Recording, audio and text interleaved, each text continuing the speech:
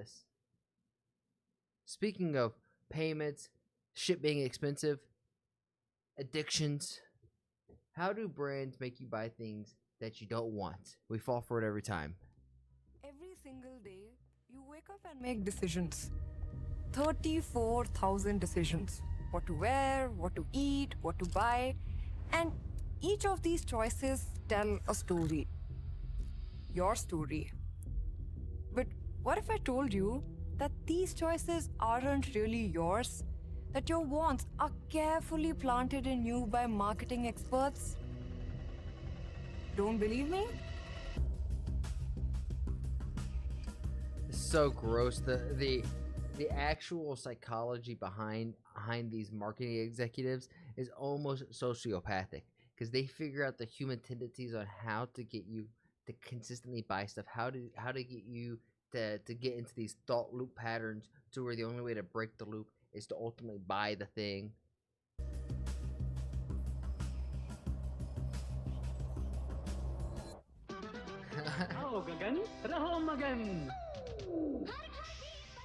One of the most intimate portraits of a nation is seen through the lens of consumerism. Glucose D, rich in glucose to give. This relentless pursuit of trying to purchase happiness tells the story of a nation and the desires that drive its people. Hey, yo, he looked way too happy to eat that sub, if you know what I'm saying. This looks like a Netflix documentary. AVTV, her shit basically is like a documentary. Years after independence, so well done. India consumed like it was at war. And in a way, we were. A war against scarcity. We had one TV channel, 4 to 5 car models, and one dream: survival. Your grandparents lived on these ration cards. Why? Because up until 80s, buying wasn't a choice, it was a privilege. See, back in the 60s, India's total consumer spending was around 2.7 lakh crores. Spending on leisure and luxury wasn't even considered a category analysts bothered to track. The concept itself was almost non-existent. That was our story. But today, consumer spending has skyrocketed to over 190 lakh crores. And luxury and leisure accounts for 1/4 of it. I mean, clearly, we are witnessing a cultural transformation. This new generation isn't just working to pay bills or save for the future. They're trying to get swagged out. They're chasing experiences. They're traveling, they're living in the moment and completely reimagining what happiness, success, or even being content means in modern India. Our Sticks, I'll probably story stream is for being another 2 hours. rewritten right before our eyes. But there's a twist. Something feels off about this portrait. An invisible playbook of sorts filled with intricate tricks is hijacking this portrait of our nation.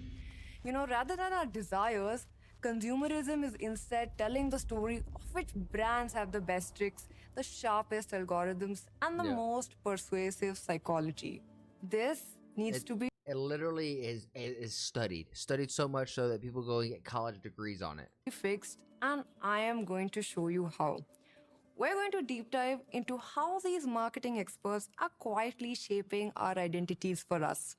But first, I'm going to introduce you to 4 characters from 4 different classes, each with a unique relationship with money. I want you to pay close attention and try to tune in to the psychology behind their spending habits. दूसरा tape है क्या इसका adhesive? Hello, my name is Seshing. I am 35 years old. Hi, I am Ruchir. मेरा नाम दिनेश है. This is Anisha. I'm the founder and CEO of NeuroLux Sleep Pod. Of course, woman boss. 10वीं तक मैंने पढ़ाई करी है. Post grad from IIM Ahmedabad. And I work as a team manager at Pragati Sales Private Limited Company. पास की एक जगह पे मैं दिहाड़ी पे काम करता हूँ. We are a unicorn startup.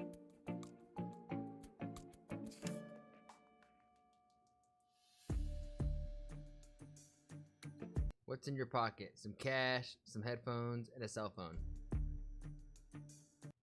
Got a wallet, a handkerchief, some keys, a lighter. My homie smokes. Parson, this looks like this is a PUBG loadout. Are we really like just breaking these guys down and checking their book bags? Excuse me, BGMI. Yeah, this is like BGMI. You just knocked her and she just got some good shit. Snagging that. What are the leisure activities? You mean like my hobbies? छुट्टी जब मिलती है तो दोस्तों के साथ कभी भी गली में क्रिकेट खेल लेता हूँ. Cryo chamber therapy. You're going to see as the people have more money, more disposable incomes, are going to be able to have more hobbies, and the people that have less disposable income, it's going to be more about watching sports or participating in things at like the park. I bet I watch. One thing I enjoy is going on a long drive with my wife and kids. Playing keyboard, and sometimes I do voice acting. I love You see what I mean? The people who have just a little bit more money can explore, feel like they have the freedom to be able to explore, while the people who make less money feel the burden of the world and society with paying bills and everything else, where they don't have that free time, where their leisure time is just enjoying car rides with their wife. Pilates. Music cassettes. कोई गाड़ी निकाल Splendor निकाल के घूमने चले आते हैं. I go for skiing. Well, I like to call my friends at my house, hosting house parties, mountains, hiking.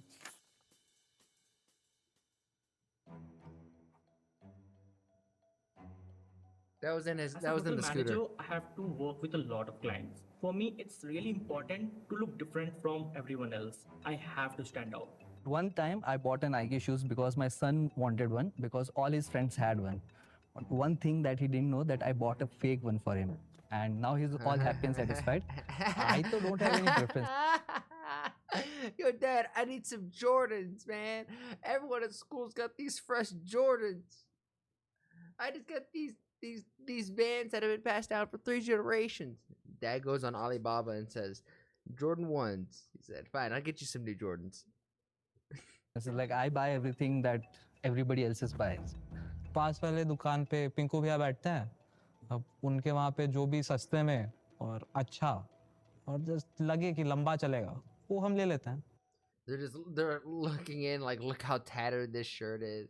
Man, they're just doing this Most guy of dirty. my wardrobe is focused on sustainability, and I am not into fast fashion at all, so I make sure I pick clothes that are ethically sourced.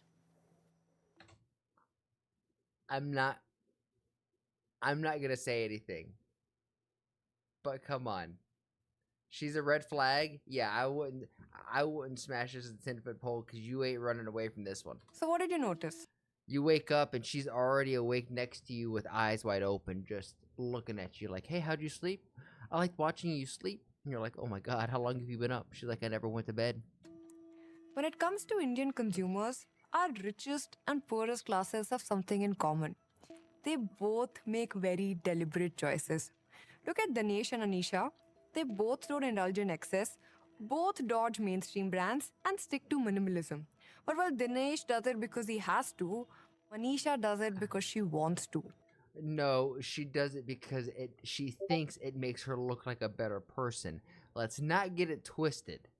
She's trying to stand on morals and say, I'm not gonna buy that clothes because it's not ethically sourced. That is 100% built around morality.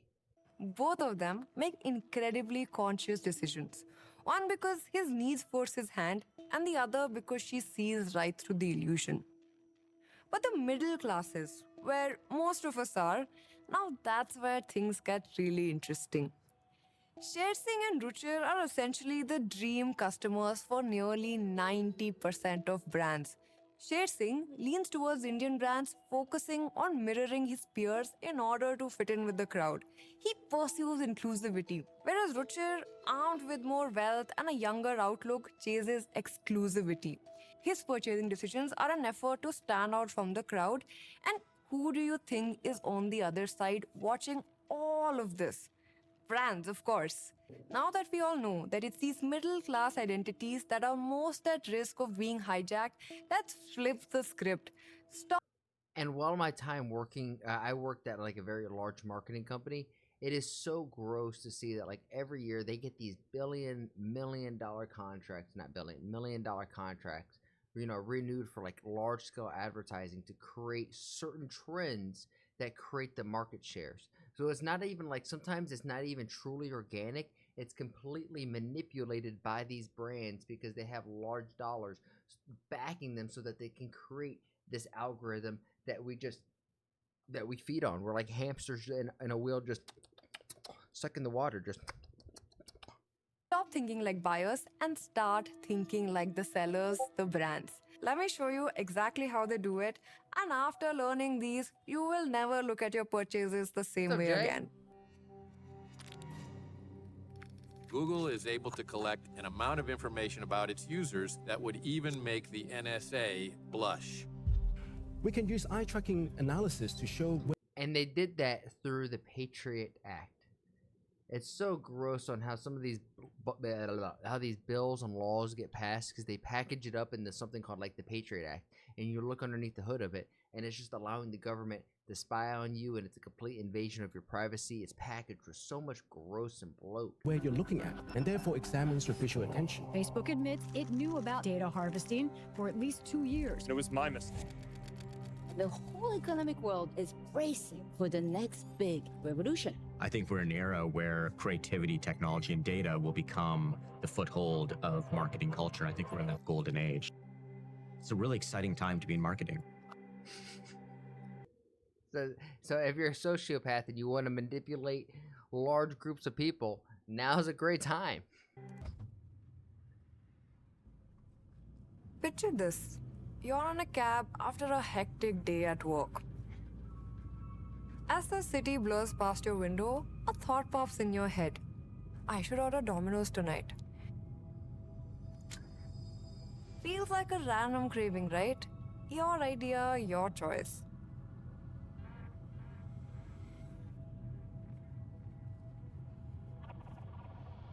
But what if I told you that craving wasn't so random? See, weeks earlier, Domino's had been quietly weaving itself into your neural network. Those subtle ads about the perfect way to unwind, that casual mention on your favorite podcast, Don't talk to me like I haven't had Domino's recently. they weren't just background noise, they were seeds planted deep in your mind. Your brain filed it all away, building tiny neural pathways that link Domino's with unwinding, with reward, with you. By the time That's that craving very hit, fair, it yeah. wasn't really a choice, it was a reflex. The idea is constantly spread the thought of Domino's when you're not hungry, so that when you do become hungry, you're like, man, I'm hungry. What do I want? Domino's is the first thing that comes into your head. I feel a headache after seeing these Domino ads. I mean, honestly, same. Domino's Then is you reach shit. home and you want to cozy I up like and watch a Domino's. comforting film. Except it's too late. But when you switch on the TV, Netflix. all of a sudden something shifts. Now you're committed to finding something to watch. What do you guys like if you don't like Fatigued after an Domino's? overwhelming number of options, you settle on a film with a thumbnail of a couple deeply Pizza Hut is clutch. Pizza Hut is a good one. It's underappreciated for sure. locked in an intimate stare. G-Hoster? It G-Hostar? feels like a string of decisions that feel very personal to Is that you, the Indian except Netflix? this invisible hands tugging at those very strings. You know that iconic Netflix sound? Here's a fun fact about it. So Netflix initially wanted to go with a goat's bleat, playfully mocking MGM's roaring lion. But instead, they went scientific. Their VP, Todd Yellen, and Oscar-winning sound designer Lon Bender crafted a unique sound by mixing a wedding ring staff, a slowed-down anvil, and even a reverse electric guitar. Why? Because they were programming a trigger just like Pavlov conditioned his dogs to expect food and salivate my at the God. sound of a bell. This tudum, it triggers your brain into recalling every cozy night in, every thrilling plot twist, and every moment of escape and comfort. And all of that adds up to you committing to their product. And the overwhelming grid of options, That's that cool. is not a bug, it's a feature. You know, they want you to feel fatigued because when you're tired, you're more likely to settle. Even those thumbnails aren't random That's true. either. Netflix is constantly That's when you're fatigued. That's when you're just the most ready just to say, okay, let me just sit back and just put something on. testing out personalized thumbnails Like, just for whatever. you. You know, once the platform became aware of your affinity for close-up facial expressions, they used that to get you to click on that film you didn't know you wanted to watch. So there you are. Pizza ordered, movie picked, I mean, if you make any YouTube videos and you try to make YouTube thumbnails, you already know about all this. thinking you made two separate personal choices. But what really happened was a carefully orchestrated dance of a trick they call sensory marketing. As you can see, marketing strategies today have infiltrated your lives pretty cleverly, right? There are endless ways these techniques can be used to shape people's behaviors. But here's the thing, they're not really weapons, we should look at them like tools. See, in an age where every brand is doing everything possible for a slice of our attention, trying to influence our choices through all means, there's a massive demand for people who truly understand how to stand out from the noise. Whether you dream of launching your own startup, building a personal brand, or joining a marketing team at a major company, knowing how to capture consumers' attention and turning that attention into real engagement is the new superpower. Well, the question is, how do you learn to That's do a it super fair take. well?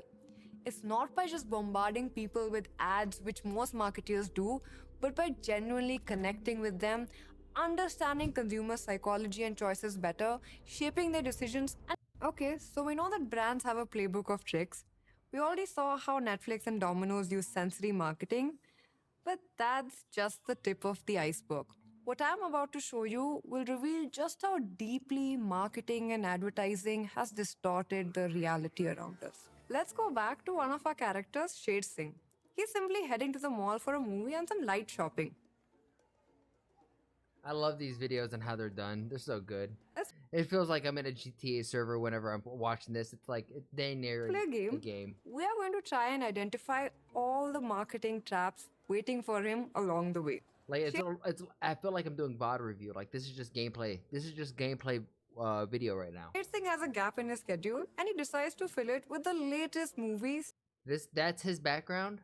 starring I'm questioning this man right now. superstar Allu Arjun, who's his favorite actor.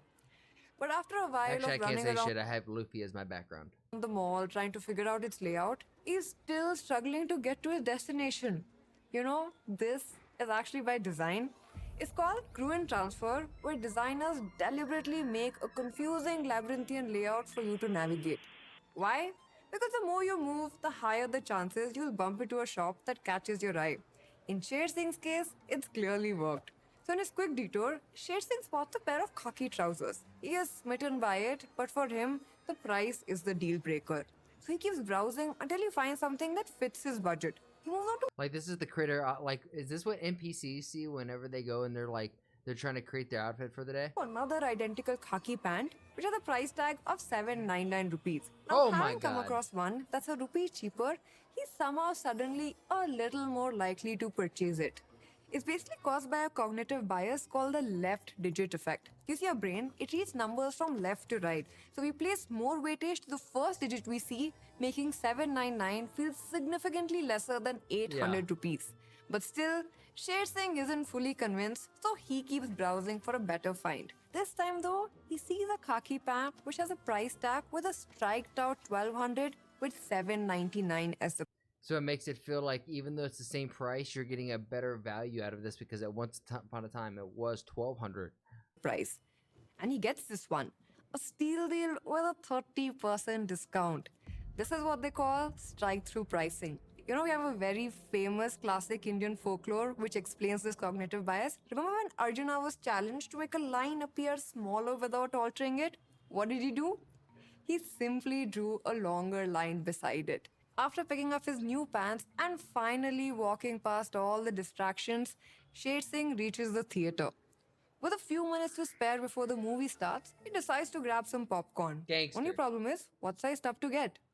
As soon as he sees the pricing, and I'm sure you can relate to this, the mental math kicks off in his head. A regular 90-gram tub costs 270 rupees. The median popcorn, which is twice the size at 180 grams, is only 70 rupees more. Now, You're like, I gotta get the bigger one. I'm gonna get more value out of it. And in fact, you really don't need all of this. You probably just need this one. And in fact, oh God, Sher Singh wants to maximize the value for his money, so he feels compelled to spend that extra 70 rupees on the medium tub. Thinking he's outsmarted the system, he settles in to enjoy his movie. In reality, he's fallen for a trick called decoy pricing. Yeah, he thinks he's so smart. A clever little inverse of the previous trick that trapped him. You know what's even more messed up is over here in America. I can't say it's the same over there, but like if you get a medium fry and a large fry, you think psychologically large you're gonna get more fry per the value, but the packaging is bigger. But if you actually switch out, they hold the same amount of fries, right? It's not like they ever stuff that large one completely full. It's all the same, one scoop going in. What you do here is you put a decoy offer that is less appealing to make the more expensive option seem more valuable. Well, if only Sher Singh knew this. What an idiot. Nearly wrapping up his day, he What an decides to NPC. tick off one last errand with a quick stop at the grocery store. He doesn't know it yet, but Sher Singh is about to step into a highly calibrated space designed to burrow into his brain and steer his choices. What movie are you gonna go see, As soon as he Ramen? enters the store, he's greeted by a flood of inviting aromas. The freshest produce sits right at the entrance, along with the aromatic bakery, meant to create an enticing atmosphere. This is sensory priming in action, a hotbed of sensory triggers designed to put you in a good mood. Yep. There's also moral licensing at play, meaning once you I'm not gonna lie, I fall victim to the coffee and the grocery stores all the time. I can walk around with a nice fresh hot cup of coffee any hour of the day. grabbed a few healthy items, you're more likely to indulge in less healthy products later. But these tricks Yep. don't just end there. Studies have shown that when you're cold, you tend to spend about 18% more, and that a hint of a strong scent can boost customer satisfaction by 20%. Sher Singh is right in the thick of it, all while simply trying. The only thing that I can imagine mentally wise, like you guys think, tell me what you guys think about why would someone spend 8% more or 18% more when it's cold out. The only thing I can think of is people don't like going out into the cold, so they're gonna buy a little bit more so they don't have to go out anytime soon. To buy some milk. And wait, here is the most interesting trick. You know, grocery stores deliberately place essentials like milk at the far end of the store. What Yep. this does is, this It forces you to walk all the way through, and ideally you're gonna hit up all of these little center aisles, and it's just opportunities for you to get distracted and pick things up along the way from when you need milk. When instead, the best thing you could do when you go into a grocery store is just stay on the outside of the grocery store, do your little loop, and get the hell out. forces you to wander through aisles and be stimulated by 300 plus products vying for your attention. Called it. And even within that store, there are many more traps. Did you know, for brands to place their products on the middle shelves right at the eye level, the most they need to expensive. pay the stores a premium? Yep. This is because they're 25% more likely to be bought than items elsewhere. Meanwhile, placement for the bottom shelves are much cheaper because people are less likely to spot those products. Having purchased way more than he intended to, Sher Singh finally reaches the checkout. The line is long and his impatience starts to grow. That's when Get the home nearby delivery? display of colorful souvenirs and candy strikes his interest. Suddenly, he's tempted to grab one of these little trinkets. This is I mean, if he's falling for this guy's just a bot. known as He's making so much money or has so little debt or overhead, he's not worried about all the extra shit. Over here in America, with how costly bills and just every month expense is, can't afford to pay for that shit. parasite placement. You see, your brain is a dopamine seeking machine, and when you're waiting in the line impatiently, you're especially vulnerable, making it more likely that your brain will trick you into purchasing these tiny hits of dopamine, just like Sher Singh does. Happy with himself, Sher Singh reaches home. He That's true, Shubi. Apparently, there's no clocks in grocery stores because they don't want you to know how much time you've spent there. And for the love of God, that's so true. Because whenever I go with Lauren, she'll spend 3 hours just shopping in a grocery store, and I'm like, how are we spending this much time in a grocery store? starts to unpack all the items onto the table. The clarity that he spent way more than he should have dawns on him. And suddenly, the horror kicks in. He's forgotten about the one product he was supposed to actually buy. Milk. A simple little trip to the mall God, turns I've out to done be a that. battlefield for your brain. And all these marketing tricks we've seen fall under what's known as neuromarketing, where neuroscience, behavioral psychology, and marketing work in unison to hack your brain chemistry. Now, if you think that such tricks are only found in shopping environments, I want you to take a look around your own house.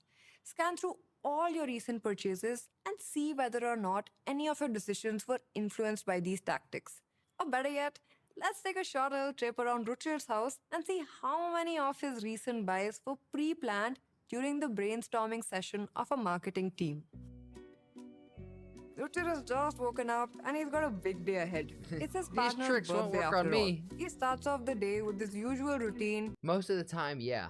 But then you really think about it, Sticks. I'm sure because I'm somebody who could like at least point out when I'm like, oh man, I know this marketing campaign is really trying to speak out to me. But then I realized like I'm thinking throughout my day, and I'm like, shit, maybe am I an NPC? Fuck. Walks to the bathroom, picks up his brush, and puts a hefty amount of toothpaste. Now, if you ask any Bro needs to go to the store and get himself a new toothbrush. dentist, they'd say that a pea amount is more than enough. But Ruchir, like so many others, has been trained to do things differently. Do you remember those Colgate ads that sneakily show a big dollop of toothpaste on your brush? That's their attempt at subliminal conditioning, where To they get you to use indirectly more try than to you educate need. you with what they want you to do, which in this case is to use up the entire tube as soon as possible. If all the tricks we have covered so far were about hacking your brain's hardware, what follows is all about reprogramming your mind's software. So, like I said, Ruchir has a big day ahead. He's about to surprise his partner with a proposal. So he picks Oh, up Old shit. Spice, a scent gifted to him by her. You see, sometimes brands don't even target their customers. Look at They target their spouse because it's gonna say, hey, if you love your spouse, this is what a man smells like, and if you want your man to smell like a man, get this. all the Old Spice commercials, for example. Hello, ladies. Look at your man. Now back to me. Now back at your man. Now Notice something? They're not talking to men at all. on a boat with the man your man could smell it. They are talking to women about their men. This is called proxy targeting. From Gillette to Wildstone to Huggies dad-friendly diapers. And I would say another good example of this is for kids, for like parents to buy like Legos, because the kids obviously can't buy Legos, but the parents can, and the parents know that the kids like Legos. They're like, fuck, I gotta get my kid a new set of Legos. It's everywhere.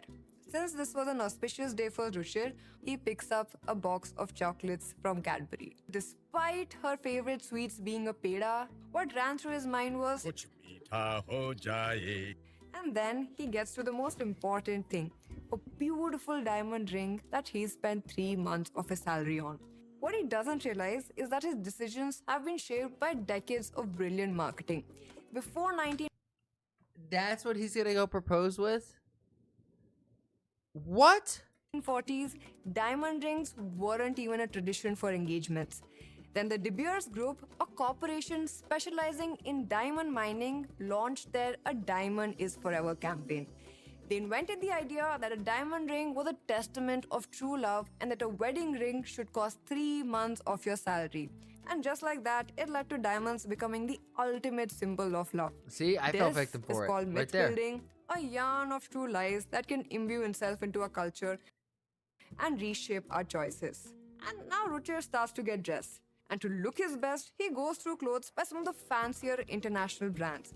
Alan Solly, Van Heusen, Peter England, Louis Philippe, Monte Carlo. What he hasn't This guy, I think this guy has some self-esteem issues. If he's having to go out and get the best brands and all the X, Y disease or whatnot, I think there's some insecurities that he deals with. No, and he's masking those insecurities with materialism. figured out yet is that these That's kind of deep. Sorry, Ruchir, I'm kind of digging on you, bro. But looking into your eyes, I think I could see it. I think I could see some of the insecurities peering out. international brands are all actually Indian. When Indian companies learned that a large portion of the population were aspirational and equated foreign with luxury, they just used foreign names for their branding. A clever little reframing to sell the same product with the illusion of exclusivity. Oh wait, it gets more interesting. Do you remember the quintessentially Indian brand, Bata? The one that probably made your school shoes?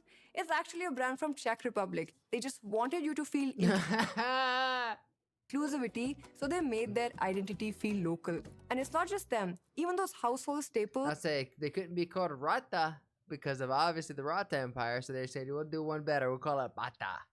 you thought were born and bred in India, Horlicks, Lifebuoy, Maggie, Vicks, all have foreign roots. In the end, Richard settles for his favorite pair of Nike sneakers. But did you know Nike's iconic slogan, "Just Do It," was actually inspired by the last words of a convicted criminal? They just changed the context entirely because Nike learned that so many people like Richard weren't And they also paid somebody else to do the Nike swoosh. purchasing sports shoes like as they 80 couldn't bucks or 20 associate bucks. themselves with athletes but still aspired to. So they didn't sell shoes, They sold permission. Permission to think of yourself as an athlete regardless of who you were. One little slogan turned self doubt into a battle cry and made billions in revenue. And think about it too. If you're a kid, somebody like me, Nike is like probably targeting somebody like myself, grows up playing sports, no longer playing sports, but likes to work out, still thinks of himself as an athlete, right? Because once you're an athlete, like you're in the military, you could be former military, but it's always within you. If you've played sports, no matter how far away you are or removed from that sport, it's always a little bit within you. So they're trying to target that and just say, yes, yes, and now wear our shoes as you go after that. Nike's campaign Nike reflects is the good with their tactic ads, of they are. emotional engineering, where brands tap into your emotional voids and satiate it with products. And with that, Ruchir is all set, except Oh my god.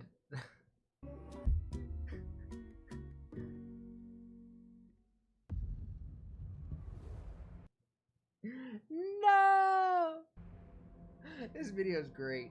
This video is great. I love it. do you know how many ads a person sees in a day? Take a guess right now. I'll reveal it in a minute, but I bet your guess wouldn't even be close. See, one of the issues with consumerism is that it links happiness to consumption, which can actually be a recipe for dissatisfaction. By placing buying at the You don't center say. of daily life, you're allowing corporations to treat marketing as a weapon and define what happiness means to you. And to answer the previous question, an average person is likely to come across anywhere between 6,000 to 10,000 advertisements every single day. Wow, you okay? I mean, Shuby, you are actually kind of right on the money, but BSD, you are so off. Was your guess close? Let me share some more stats with you. You know, India Wow. spent around 145,000 crore rupees just to show you more and more ads last year. That's up 15.5% from the year before. And consumers And you know what? This upcoming year, I bet you it's going to be another 15.5%, and the year after that, it'll be another 15.5%. Because at least that's what that's the goal of the advertisement companies always is to try to do 10% more than they did last quarter, 10% more than they did last quarter. spending, it hit around 2.4 trillion in just a quarter of the year. That's a number I can't even wrap my head around. All of this seems to be creating this constant, never ending feeling that we need more. See, one thing has become very clear. Brands aren't just getting better at selling us products, they're getting better at programming who we are. But here's the thing about programming. I also think that like it being programmed is almost being baked now into society with these algorithms on social media feeds, whether it be on the ones on WeChat or Instagram, Facebook, YouTube, Twitch, TikTok. We're so used to these algorithms and falling into algorithms now that we don't even think about it. It's just been almost ingrained and indoctrinated into us that we stay in our own little echo chambers, and that these echo chambers just kind of maybe we walk into them, or they they pull us in. I don't know. Once you understand the code, you can't unsee it. And now all of you understand it because you've seen this video. Knowledge is power. And you know, right now, there are many activists, economists that are pushing back. Sticks, you're saying why the heck are they spending so much money on advertisements? Because everyone nowadays uses ad blockers. I bet you 20% of the people on the internet use ad blockers. That's the reality is there's so many people who just do not. Tech watchdogs that are exposing dark patterns, regular people who are waking And up to also, these think about manipulation mobile. tactics. But the It's so hard to get an ad blocker on your phone as it is. So unless you're going to pay a premium for a pro feature or like a quote unquote ad free feature or pro feature on a subscription model, like you're gonna get hit with an ad somewhere along the line. the real change starts with you. So I want you guys to try something, okay? For the next week, track every single purchase you make, and every time you're buying something, ask yourself, is this my choice or their design? Because that's Well, the issue is it could be both, right? If you're going to go out and, for example, you're joining the gym, you need a new pair of shoes. You're going to buy a new pair of shoes. So is it your choice? Yes, you're choosing to buy a new pair of shoes. Now, which pair of shoes you buy is going to be up to you. Are you going to go with the marketing one that just fall for Nike, which often tends not to make the best quality shoe? Or are you going to do a little bit of research and maybe buy a less known brand but is known for, or at least backed by, their science behind the product? For me, that's where I go with. I go with brands that at least are, and obviously I'm wearing Reebok right here, right? So this is not the best example, but like for my shoes, I wear Flux. Flux is not a popular brand of shoe, but the science behind their sole and the idea of drop foot, nice wide box, I was like, you know what, I'm gonna give this a shot. And bada bing, bada boom. What do you know? I like them. Not only comfort ones, brands don't matter to me. Comfort is what most to you. Comfort to me, quality is probably the most important because I've seen some stuff that's like really good quality but really cheap. So price doesn't like. I mean, obviously price is a factor. It would be crazy for me to say it's not a factor. But to me, quality, comfort, convenience, those are way more important to me. Convenience being on the bottom end. But convenience in the sense of like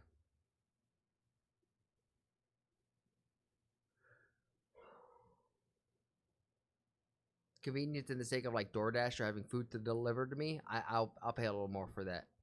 Okay, I got one more video and then I'll check Discord. I already had this one lined up and I